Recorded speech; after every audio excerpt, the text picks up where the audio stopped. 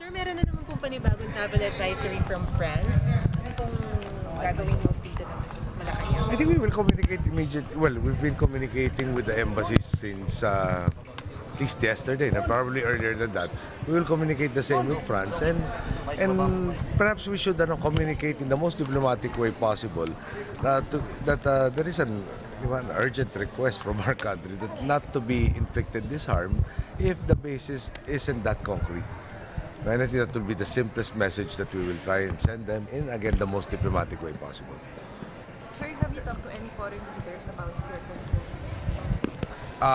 We will be meeting with a lot of them for the APEC visit by APEC summit by next week. No? So I think I'll probably course the dialogues with a lot of them there, as much as possible. Sir, you said last night po na meron pong threat dun sa two ambassadors and security officials natin. So, okay, ulitin natin. No? Yung parang pinakalaman nung supposed threat analysis, mayroong mga targets na hindi consistent sa ginagawa, supposed to be ng mga jihadist na pinagmumulan nitong current threat. So, pagkapaliwanag sa atin, baliktad na baliktad doon sa normal na estilo po nila. Kaya lalo nakakadagdag sa paniwalang wala pong konkretong plano na nagmumula doon sa threat group na yan. Sir, PESA question. Oh. Yes. Sagutin ko na bago para kompleto. Sir, expected na lalakas pa yung visa given yung latest move ng US Fed to buy treasury bonds and continued low interest rate dun sa states. Ano po yung ginagawa ng gobyerno at ano ang pwede pang gawin? Then, are you still comfortable sa current trading level which ensure the 42 level? Well, number one, ito yung mahirap nga isulat ng isang araw. Pero ang problema natin, hindi lang naman sa Pilipinas, pandaigdigan ng problema ng volatility ng currencies. No? Dahil ang pangunahing ekonomiya ng bansa sa Amerika ay hindi pa talaga nakaka-recover mula sa recession. So, pag pinipeg yung currencies versus the dollar, yung value ng dollar ngayon ay hindi natitiyak, lahat na nakapeg doon, hindi na rin tiyak. Yun ang simpleng analysis dyan. So, anong gagawin natin po dito? So, yung 2 days ago yata ako nagkakamali, kausap ko na the Director General at saka Department of Finance at susubukan natin. Yung bawat problema raw, meron binibigyan ng oportunidad. Ano ba yung oportunidad? Meron tayong kailangan ng mga capital goods, for instance. Relatively, parang mas konting piso kakailanganin para bilhin itong capital goods ito na gagamitin natin for instance sa infrastructure program. So, baka ito yung magandang pagkakataon na ma-purchase na natin itong mga capital goods na ito kung saan ma-address rin yung balance between the peso and the dollar. Meaning, hindi masyado maraming dolyar ang nasa Pilipinas na humahabol sa parehong piso. Magpapataas na halaga ng piso yun. Pero kung gagastusin natin pumapasok ng mga dolyar, di mababawasan yung dolyar na mahabol sa piso dito in the simplest terms. And you manage a balance between the two. Meron ba magagawa? Parang kung wala akong bansa, maski sa Pilipinas ay sa buong mundo, no? Nakakayanin na i-defend yung kanilang currency or i-manage yung spread forever after. Ay, hindi lang naman po tayo. No? Sa lugar po natin, ang Thailand at Singapore, nakakaramdam rin po ng pressure mula dito sa volatility ng ating financial markets. Pero yun nga ho, itong value ng APEC, yung ginaganap ng G20 na summit, hinahanapan ng paraan para magkaroon tayo ng stability doon sa ating world currencies. Sama na rin po yung alaga ng Chinese yuan na isa sa pinakamalaking factor rin yan. Sir, gawin mo tayo one by one. To soften the blow to the OFWs and to the exporters. Meron ng measures na compare with yan. Yes, and I think it would be best if it would be the Secretary of Finance who gives you the details of it, because a miscue in terms of policy pronouncements, a slight misreading of the jargon will result into effects on the markets. So, sa gitna po ng terorismo, do you think, are we sure na we have the right people sa intelligence community to monitor all these threats, especially sa ISAF? Do we have the right people there? We have a lot of right people in so many units. No? There are others that are undergoing evaluation still. We do not want to disrupt ongoing operations. Pero is there a high degree of confidence? Yes. Does that preclude the possibility? Pwede bang may dumating dito na wala sa radar? Ano ba ibig sabihin nun? Siyempre, makikilala natin yung mga foreigner na masamang balak sa atin kung meron silang linkages sa domestic terror groups. So, kung wala silang linkage sa domestic terror group at naging random at chance, may posibilidad pa rin na mawala doon sa radar na tinatawag. Pero talaga nakafocus, nakatutok at nagpe-preemptive tayo ngayon for our domestic terror groups, no? To prevent them from carrying out any plans.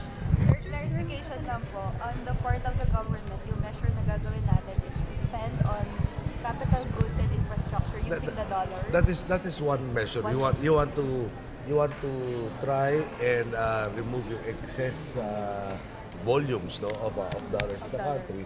And one of the possible ways is, di ba, relatively speaking, nag-appreciate yung peso, things that we import, no, bababa ang presyo in terms of pesos. So, yun ang susubukan mong gawin na hindi nga mas maraming dolyar na humahabol sa parehong piso dito. Gagastusin at parang gastos pag-aangkat tulad ng mga capital goods. For instance, yung pag sa highways, merong bundok. Ginagawa natin sa gilid ng bundok, dinadaan yung karsada. Baka ito na yung pagkakataon na makakaya na natin either mag-rent o bumili talaga ng tunnel borers para mas mabilis yung pag-construct ng karsada at mas kukonti yung maintenance budget for the same. Sir, babalik kayo natin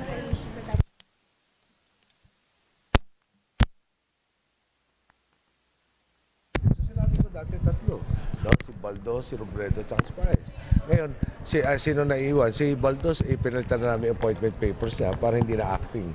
No? So she will undergo the CA process.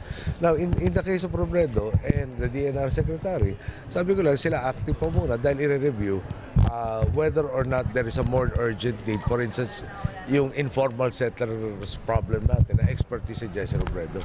Pero impossibility of asking him to do that as a parang head of a coordinating agency for all the various agencies involved, yung housing, yung PCUP, etc., is far from saying that he is already getting that post. We are evaluating dahil the problem is yung lupang Arianda, for instance, is between 100,000 to 300,000 families. At kailan ba natin matutugunan na mailagay sila sa mas maayos na lugar? Pwede ba under the current mechanisms o kailangan ba ng panibagong mekanismo? Kung may panibagong mekanismo, pwede si Jesse Robredo doon. Pero sa kasalukuyan, at ulit-ulitin ko, walang plano na ilipat siya dahil pinag-aaralan pa nga kung kaya ng tugunan ng ahensya mga kasalukuyan na katalaga yung mga problemang may expertise sa agaran. Sir, bakit parang ngayon nyo lang naisip na? Sorry. Bakit parang ngayon nyo lang po naisip na Teka. Nakawala tayo. Ulitin natin, ha? Tinanong ako, bakit acting? So mula nung in-appoint ko sila, nasa acting. At yung acting pagsusuri no aming relasyon na nabanggit ko na sa inyo dati, at yung other aspect, padadaanin mo sa CA, tapos pagagawa mo ng ibang assignment na padadaanin mo ulit ng isa pang proseso sa CA, kawawa naman yung tao. So, hanggang kailan sila maging active? parang naman dekada-dekada na namin silang tinalaga doon, apat na pala kami dito. Yung numbers, for instance, sa informal settlers, wala pa agreement kayo kung gaano karami. There is a figure of at least 500,000 families.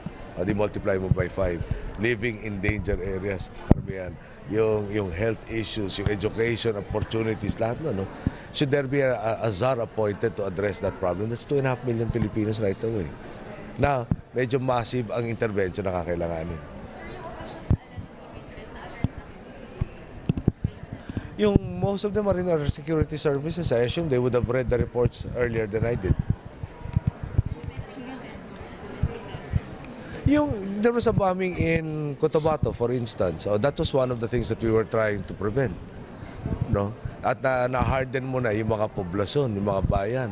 Pero yung in-between, paano ba yung in-between towns? Paano mo ba i-harden yung buong stretch doon?